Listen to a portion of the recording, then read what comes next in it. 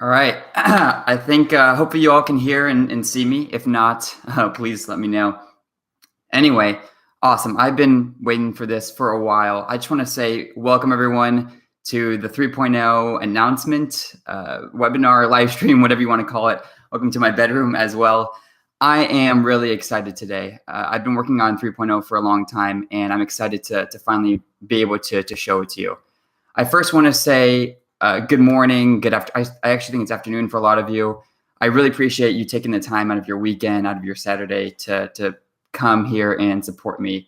It means a lot. So thank you all so much. I really do appreciate it. And of course, for all of you watching after the fact with the recorded part, I appreciate it as well.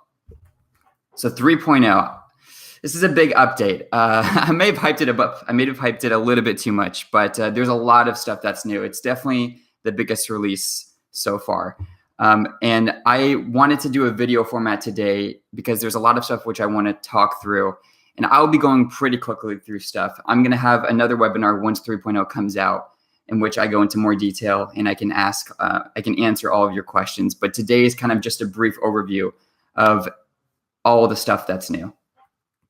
I first want to say thank you because working on Gimkit has been just the most rewarding work of my life. It's been such a pleasure to be able to work on it, and seeing you all use it in your classroom is absolutely amazing. And so I just want to also thank you all so much for the support for using this tool in your classroom. It really means a lot, and I hope all the stuff that comes out today is really going to help you and your students. That's the goal.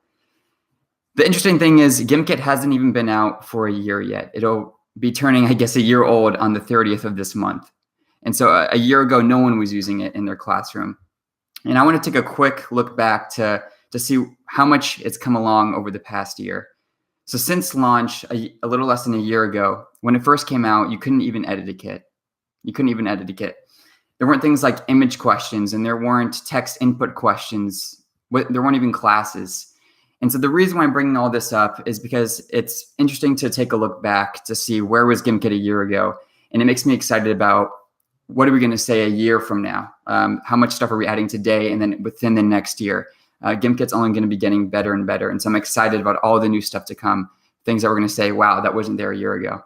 But there's more than that. In the last year, besides image questions, text input questions, editing kits, as well as classes, there wasn't even something like answer check, so students couldn't even see the correct answer at the time. Of course, reports were added. It's hard to believe that when Gimkit first came out, PDF reports weren't there. And team mode, which has become a really popular game mode inside of Gimkit, wasn't there at all. The application has changed a lot in terms of its looks as well. This is what creating a kit used to look like. It looked a whole lot different, and this is what viewing a kit used to look like. And so the application has really, really changed a lot since then. And of course, with 2.0, there was announcements that came, or assignments, my bad, assignments, which allowed you to assign Gimkit as homework. And this has become really, really popular. And the reason why teachers and students really like assignments is because it's kind of found a really sweet spot in terms of homework. So traditional homework does some things well, but not everything well. And assignments kind of fills in those gaps. The first thing with assignments is you get instant feedback on your homework. Traditionally, a student will go home and do the homework, and they don't find out till the next day or the next week whether or not they were going in the right direction. So they can spend a good amount of time getting to a place that's not so good because they're not there in class for that instruction. And so with Gimkit assignments, you get that instant feedback. They know instantly if they were correct or incorrect. And with normal assignments as well, let's say 20 questions a worksheet, it doesn't necessarily ensure mastery. You do those 20 questions, and for some students that might be good, but for some students it might not be, and for some students it might be too much. And the nice thing about Gimkit assignments is that you set a target cache goal, and so the homework assignment ends when they reach that cache goal. And so it takes a different amount of time for different students, but because every student has to reach that cache goal, it really ensures mastery up to however level you want to set it. And of course, it's pretty much automatically graded for you, which is really, really nice. And so the reason why I'm talking about assignments so much is because with assignments, I started seeing people using Gimkit more and more. They're not only using it in school now, but they were using it at home. And so this was fine. I mean, this was actually really great. I wanted students to use Gimkit more and more, but it started to come up with a problem. And the problem was well, students were getting used to the game. They were really getting used to the game. They knew which upgrades to buy and when. They knew in which order. And so it was starting to stagnate a little bit. And I'm sure it hasn't stagnated yet because you just started your new classes. But for the students that have been playing it for a few months, it was starting to stagnate. They knew which upgrades they were going to buy and when. And so I wanted that to change. So this release is all about the game. It's all about the game, changing the game so that things will constantly changing on your students, and your students will have to strategize again and again and rethink what they want to buy and when. So I'm really excited today to show you 3.0, which is all about the game. I would say mainly about the game. There's two things I want to talk about first that aren't involved with the game itself. So I'm going to talk about those two first. The first one is a really highly requested feature. I'm really happy to say search is finally in Gimkit, which is fantastic. So that means you can now search for the tens of thousands of kits other teachers have made, and you can preview them and use them, play them, edit them, and remix them. So you can search for any kit that any other teacher has made and use them.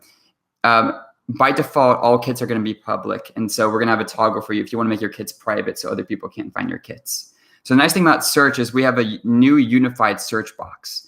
And so this is going to replace a lot of the buttons that were in the header before. So I'll show you an example here. So this is the new search, and you can go in here, and I'm going to first search for a kit. So I'm going to search for geography here, and I can view all these other kits people have made and preview one. But you also go here to find some of your own kits. So I'm going to search for this French kit I had here.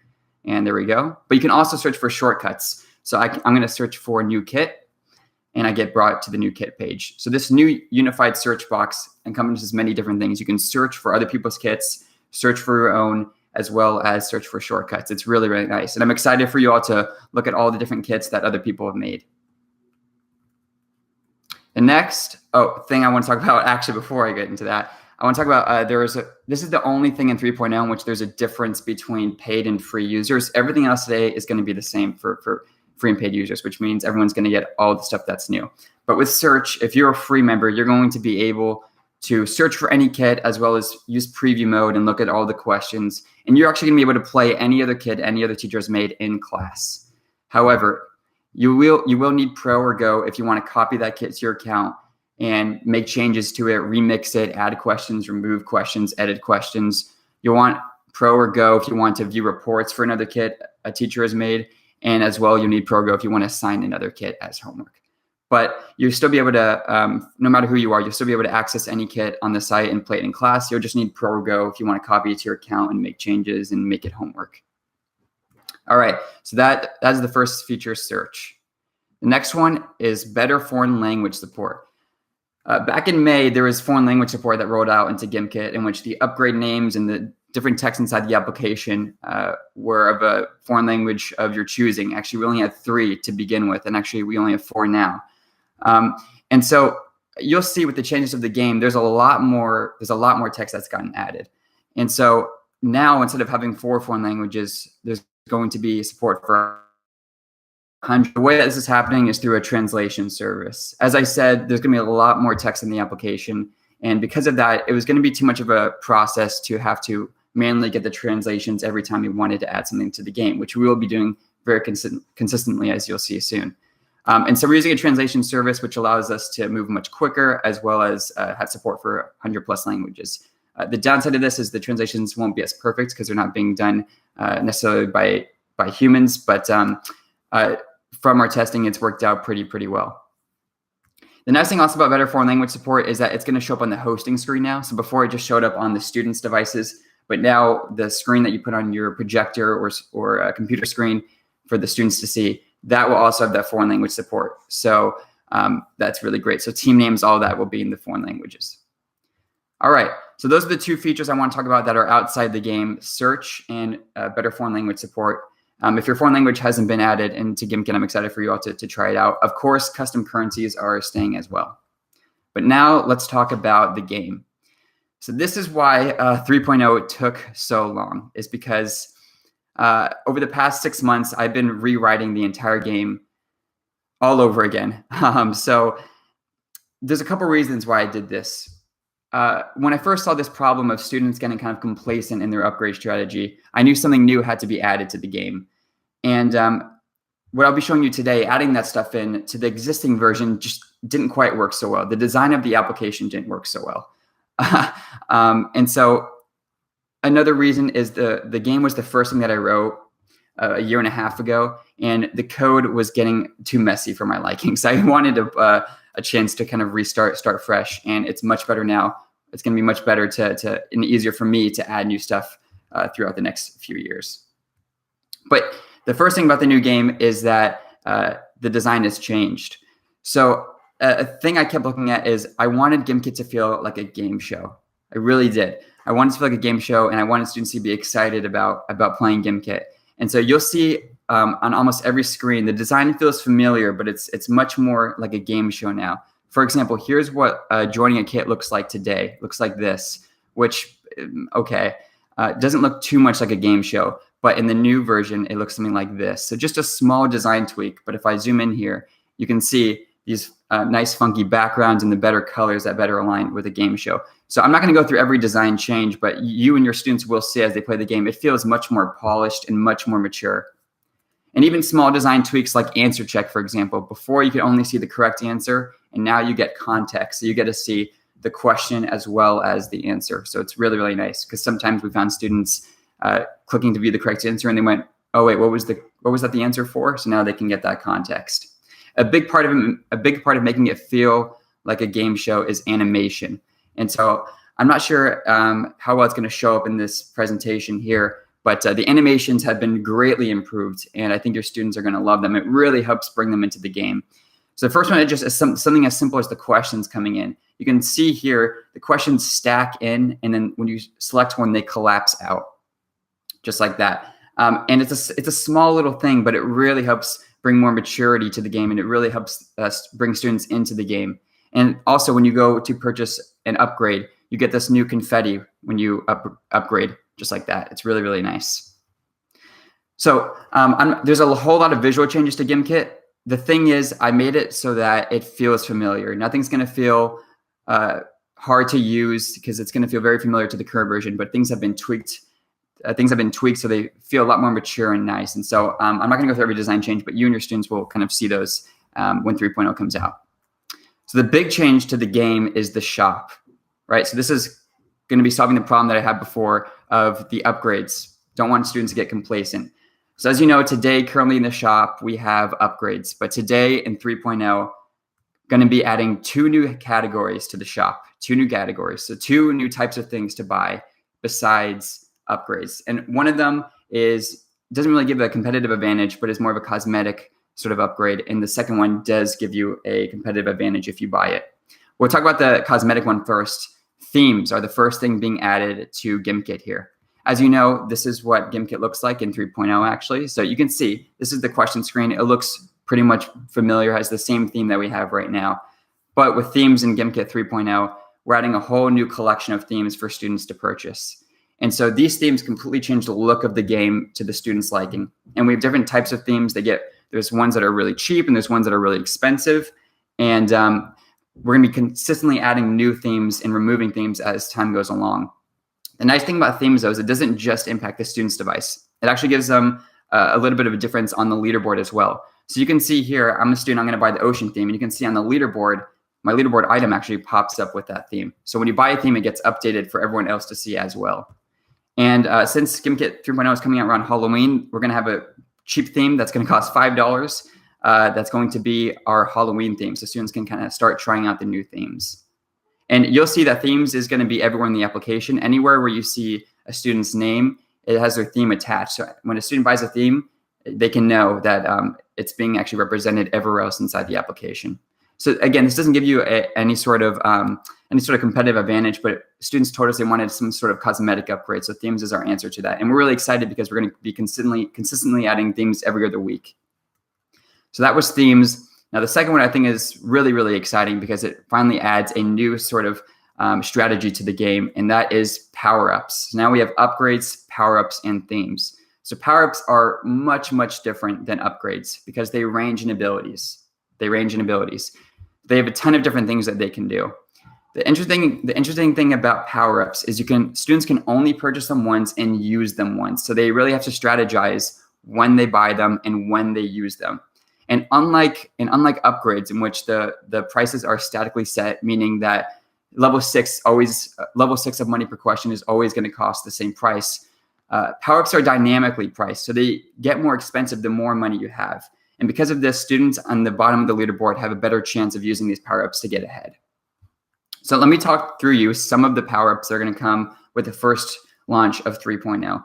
We have some simple ones first, and these are going to be some pretty cheap power-ups that just help you here and there when you need some help, mainly with a question. So the first one is a second chance power-up. So if you are not too sure on a question, I'm not quite sure on this answer, you can use your second chance. And if you answer it incorrectly, it just grays out and you get another chance to try out that question, just like that. Another one is the 50-50 power-up. And this one, if you're stuck between two options, you can use 50-50 and it'll eliminate two wrong answers. So you can just choose between two answers. And again, you can only buy and use these once. So you really have to think, okay, when am I going to use this power-up? And so that way students can't just buy a bunch of 50-50s and just have a half shot of answering questions every time. And then there's the mega and mini bonus.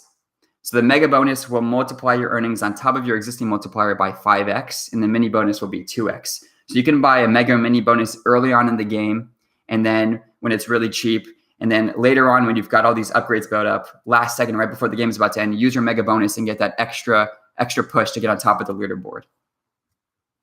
Here's some more power-ups that we're adding. The discounter. So the discounter will make all shop upgrades 25% off for 2 minutes. And again, you have to decide when to buy this. You can buy this earlier on when it's cheaper and then use it later when you try to go buy the more expensive upgrades. But you can see here, this upgrade cost $1 million. I use it and now it costs $750,000. But again, you can only buy and use them once. So you only have that 2-minute period per game if you buy the discounter to purchase all these upgrades. So typically, students using the discounter will buy early on in the game, save a bunch of money, use a discounter, and then purchase all their upgrades at once to get that discount. And then there are attack type power-ups. So you can use power-ups that hurt other players. The first one is the subtractor. I'll show you the subtractor here. So the student screen here is going to use the subtractor, and it's going to choose Mike.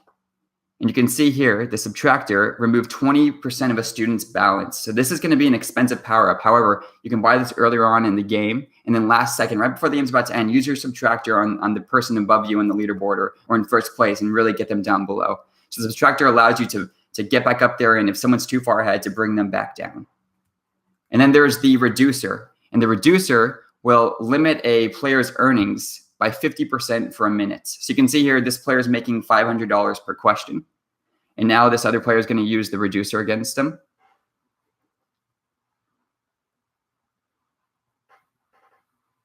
And now they're making $500 per question before. And now when they go to answer a question, they're only going to make 250 questions. And so the thing about these attack type power-ups is the students can attack anyone. They can use them on anyone. So we did this. We didn't want to just have you able to use it on first place, second place, third place. The reason of that is because students compete in different ways. Some students just want to be on a higher leaderboard than their friends, and so they can kind of just compete with their friends, or they really just want to get to the top of the leaderboard in general, so they can choose who they want to use their attack power-ups on. And you can see here, actually, the themes, as I said, apply to the rest of the application. So when this person goes to use the reducer on this person here, you can actually see their leaderboard item shows up in their desired theme. So this person's in the sunset theme, and when they go to use this reducer power-up, you can see it actually has that sunset theme there. And there's also going to be a shield, which you can only use and buy once, and it lasts 60 seconds. So you can buy a shield, and maybe for the last minute of the game, you can use it, and people won't be able to use attack type power-ups on you. So look, I know that not every teacher wants to use these types of power-ups, so in themes or attack type power-ups. So we're going to be giving you options for all this new stuff. You'll be able to disable themes. You'll be able to disable power-ups if you want. And you'll also just be able to disable power-ups that hurt other players. So you'll be able to disable just the reducer and subtractor specifically and keep all the other ones if you want. So if you don't want power-ups that are hurting other players, you can turn that off. So we're giving you a lot of options. The game will stay the same if you like it the way it is and your students like the way it is. But by default, we're going to be adding all this new stuff into the application. So also in the game is going to be the activity feed. So with all this new stuff, people are buying all these upgrades, themes, power-ups. I wanted a cool way for students to be able to see what their peers are buying and doing. So on your screen, the one that you have on your projector, there's going to be this new activity feed, which will show when a new person takes in first place, when someone buys an upgrade, when someone applies a theme, when someone uses a power-up against someone. So now your students will be able to quickly glance up at the board and take a look at what students are buying and what they're using. It's really, really cool. And the game over experience has greatly improved as well. Before, it wasn't too great. The screen kind of just flashed and showed them what place they're in, but we wanted to really celebrate the winners of the game. And so on your screen, the one that you put on your projector, we have a new feature called Podium, and has this really nice animation. And I can't play the music right now, but it has this really nice soundtrack that it syncs up to, and it looks something little like this. So it brings in your third place first, and then your second place, and finally ends it off with your first place with this nice music, and then you get to see everyone else rolling. So this is really nice and much more exciting way to end the game. And on the student's device, before we just instantly show what place they were in, but now as the game ends, we wait a little bit for that animation to finish on your screen, and then we show them what place they got. But now, besides just seeing what place they got, they can see what their final balance was, how many questions they answered correctly and incorrectly. They can also scroll through the leaderboard and see where they ranked up. So they can view every student and see how they ranked up. And actually, I'll go back through here again, and you can see actually the themes also apply here. So when they're viewing the leaderboard at the end, you can see all these players have different colors, and that's where themes are applied everywhere else. So the game has really evolved. I'm going through this stuff really quickly, but it's going to make a big change in the gameplay if you use Powerups and themes when you use it in your class. It really changes the game because now students that are maxed out on upgrades aren't necessarily safe. There could be students with a reducer or a subtractor or a MegaBonus that can really pass them, even if another student's already maxed out. And so it gives a lot of students more choice, and it really gives more power to the students that are struggling as well, given the fact that these Powerups are lower priced for the students at the bottom of the leaderboard. And so today there are 10,000 upgrade combinations, but with 3.0, with Powerups and themes, there's going to be 2.5 million combinations with just upgrades and themes, and of course Powerups. And so there's a whole lot more stuff to think about on the student side, a whole lot more stuff they're going to have to strategize, and I'm really excited about that.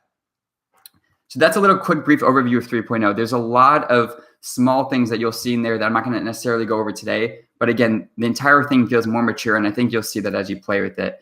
So I'm really excited for all the new stuff that's been added to 3.0, from search to Powerups to the new activity feed to Podium. But there's one more thing that I really want to show you that I'm super excited about.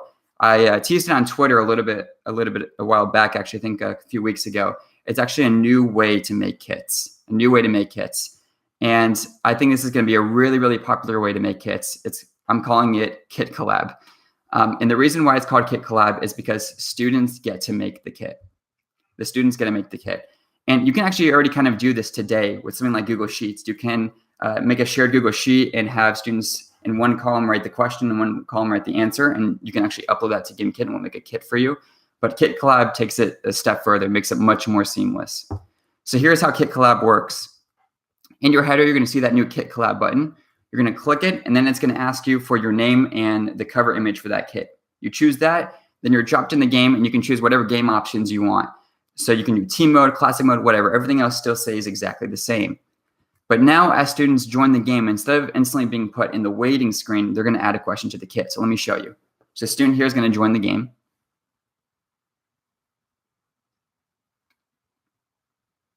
And now they'll be brought to the screen where they put in a question, the correct answer, and the incorrect answers. It'll show up on your screen, and in real time as students are joining the game, you can accept or reject the question. And if you reject it, the student will be prompted to add a question. And the nice thing is you can see on the list of players, if they have a green background, that means they've added a question. And if they have a red background, they haven't added a question yet. So you can quickly see which students have and haven't. And so you can make sure everyone gets their question in. And then you just play that kit the students just made. You play the kit the students just made. It's really, really nice. And then you can also use that kit as homework. So I think this is a really, really great flow because now with Kit Collab, you can do no prep. And now you can have a activity for the classroom that can easily last 20, 25 minutes, perhaps, if you wanted to. You can play that game in the classroom. Students love it because they're playing Gimkit and they actually get to write the questions for the kit. And then you have a homework assignment as well, all with doing no prep. So Kit Collab is really, really nice. I'm really excited for you and your students to use it. And it's actually going to be available to everyone. So 3.0 is a big release. A lot of people thought it was coming out today. Sadly, it's not coming out today. It's going to come out a week from today on the 13th. So a week from today, you'll be able to get your hands on all of the stuff that's new. I really want to say thank you all so much again for using Gimkit, for supporting me. It means a lot. And please give me your feedback, good, bad, somewhere between, about all this new stuff today. If you're students or you have ideas for Powerups, themes, please let me know. The thing about this new Gimkit is we will be adding new Powerups and themes every 2 weeks or so. So the game will constantly be changing. We're going to be changing the price of things, adding things, removing things. So your students will constantly have to keep strategizing again and again. But yes, on October 13th, a week from today, you'll be able to get your hands on Kit Collab, on Powerups, on themes, on search, on the Podium, on the new foreign language support. You'll be able to try out Activity Feed, all this stuff you'll be able to try out very, very soon, a week from today. So I want to say thank you so much again. I hope you all have a great weekend. When 3.0 comes out, I'm going to have another webinar, in which case I'm going to actually host a game with you all, and I'm going to answer all your questions about all this stuff. So look for a webinar that's probably going to come out a week after 3.0, so about 2 weeks from now, in which case we're going to play a game together, and I'll actually answer your questions live. So I know right now it's kind of this one-way communication, but I'm going to have another webinar about 2 weeks from now, in which case I'm going to answer all your questions about 3.0. But in the meantime, feel free to tweet at me or email me all your questions about 3.0. So again, I hope you have a great weekend. I'm really excited again for you all to try out 3.0. Thank you so much, and have a good one. See you, everyone.